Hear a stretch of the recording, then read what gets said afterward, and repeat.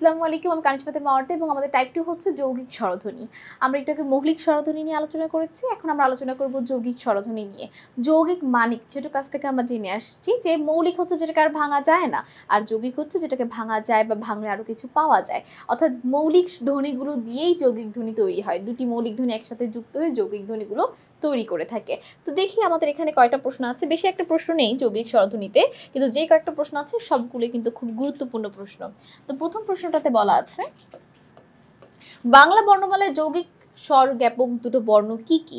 কোন দুইটা আমাদের একদম স্বরবর্ণের মধ্যেই দিয়ে দিয়েছে যৌগিক স্বরধ্বনির, কারণ স্বরধ্বনি আর স্বরবর্ণ তো এক না।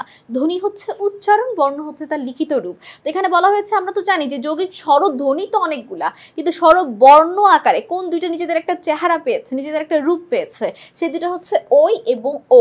বাকিগুলো তো ধ্বনি আকারে আছে, এই দুটো একটা বর্ণের রূপ দেওয়া হয়েছে। ঠিক আছে, তাহলে 24-এর উত্তর কি হবে? 3। আচ্ছা 25-এ দেখো বাংলা ভাষায় যৌগিক স্বরধ্বনির সংখ্যা কয়টি? কিছুক্ষণ আগে এইটার উত্তরটা আমি একবার ভুলে ফেলেছি যে স্বরধ্বনি তো 25টা আছে আর দুইটা রূপ পেয়েছে, তার মানে স্বরধ্বনির সংখ্যা হচ্ছে 25টি।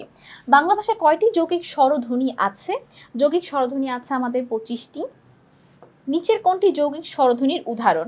এই উদাহরণটা আমার খুবই পছন্দ, যদি এখানে আমার নামের অর্থ আছে গোলাপ, কিন্তু গোলাপ এখানে সঠিক উত্তরটা না। যেটা সঠিক উত্তর সেটা হচ্ছে আমার আম্মুর নাম শিউলি। এই জন্য এই প্রশ্নটা আমার খুবই পছন্দ। এই প্রশ্নটা আমি ফার্স্টে ভেবেছিলাম দিব না, কিন্তু শিউলি আছে দেখে প্রশ্নটা তোমাদের এখানে দেওয়া। এটা তেমন একটা গুরুত্বপূর্ণ প্রশ্ন না। নিচের কোনটি যৌগিক স্বরধ্বনি আছে? শিউলি বানানটাতে যৌগিক স্বরধ্বনি আছে। নিচের কোন দুটি যৌগিক স্বরধ্বনি? আচ্ছা, যে অপশনগুলো দেওয়া আছে তার মধ্যে আমাদের উত্তর সঠিক হচ্ছে কি? 4, ওই এবং ও, এই দুটোই হচ্ছে আমাদের দুটি যৌগিক স্বরধ্বনি। তো সকলকে অসংখ্য ধন্যবাদ আমাদের সাথে এতক্ষণ এই পর্বটি করার জন্য, এবং পরবর্তী যে পর্ব আছে সেটা দেখার আমন্ত্রণ রইল। আমি কানিজ ফাতেমা অর্থ এখানেই শেষ করছি। আসসালামু আলাইকুম, আল্লাহ হাফেজ।